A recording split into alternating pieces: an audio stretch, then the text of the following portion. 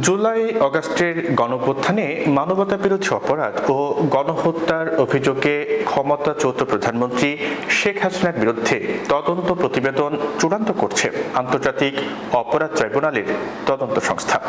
আগামী মাসে এই সংক্রান্ত পৃথক দুটি প্রতিবেদন ট্রাইব্যুনালের প্রসিকিউশন শাখায় দাখিল করার কথা রয়েছে। আন্তর্জাতিক অপরাধ আইনের আওতায় গঠিত তদন্তকারী সংস্থা ও প্রসিকিউশনের সমন্বয়ে বৈঠকে গত সপ্তাহে এই সিদ্ধান্ত নেওয়া হয়েছে।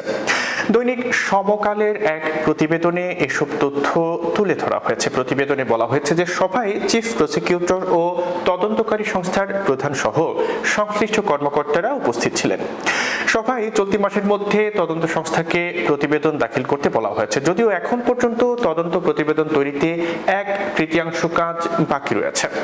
তদন্ত সংশ্লিষ্ট সূত্রে জানা গেছে যে গত 15 বছরে রাষ্ট্রের সর্বোচ্চ পদে থেকে নানা ধরনের অপরাধের প্রধান হিসেবে বিচারের প্রথম ধাপে শেখ হাসিনাকে অভিযুক্ত করা হচ্ছে। পাশাপাশি 2024 সালের জুলাই আগস্টের মানবতা বিরোধী অপরাধ ও গণহত্যার সরাসরি নির্দেশদাতা হিসেবেও থাকছেন সাবেক এই প্রধানমন্ত্রী।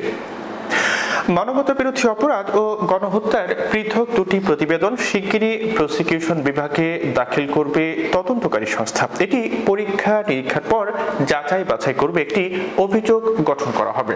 সংশ্লিষ্টরা বলছেন, জুলাই আগস্ট গণঅভ্যুত্থানের পর এই প্রথম কোনো মামলার তদন্ত প্রতিবেদন দাখিল করা হচ্ছে। শেখ হাসিনা বর্তমানে ভারতে আশ্রয় রয়েছেন। তদন্ত সংশ্লিষ্টরা বলছেন 2009 থেকে 2024 সাল পর্যন্ত টানা 15 বছর শেখ হাসিনা প্রধানমন্ত্রী ছিলেন।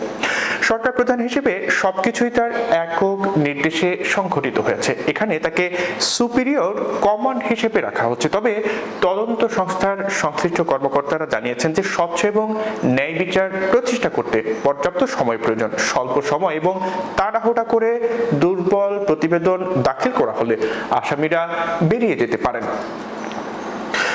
দাখিল করতে যাওয়া তদন্ত প্রতিবেদনে 2009 থেকে 2024 সালের 5 আগস্ট পর্যন্ত শেখ হাসিনার নেতৃত্বে আওয়ামী লীগের 15 বছর শাসনামলে সব ধরনের অপরাধ, দুর্নীতি, অনিয়মের পাশাপাশি বিচার বহির্ভূত হত্যা, গুম, আয়নাঘর বানিয়ে নির্যাতন, পুলিশ ও র্যাবকে রাষ্ট্রের দানব বানিয়ে কিভাবে ব্যবহার করা হয়েছে সেসব বিষয় ধারাবাহিকভাবে তুলে ধরা হচ্ছে।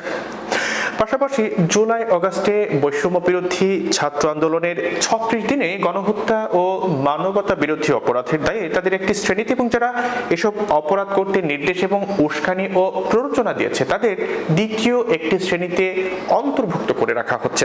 সংশ্লিষ্ট সূত্রে আরো জানা গেছে যে তদন্ত প্রতিবেদনে গত 12 ফেব্রুয়ারি জেনেভায় জাতিসংঘের মানবাধিকার হাই কমিশন দপ্তরের তথ্যানুসন্ধানে প্রকাশিত 127 পৃষ্ঠার জাতিসংঘ মানবাধিকার প্রতিবেদনও সংযুক্ত করা হচ্ছে। পাশাপাশি দেশীয় মানবাধিকার সংস্থা অধিকারের কয়েকটি প্রতিবেদনও এখানে সংযুক্ত করা হবে।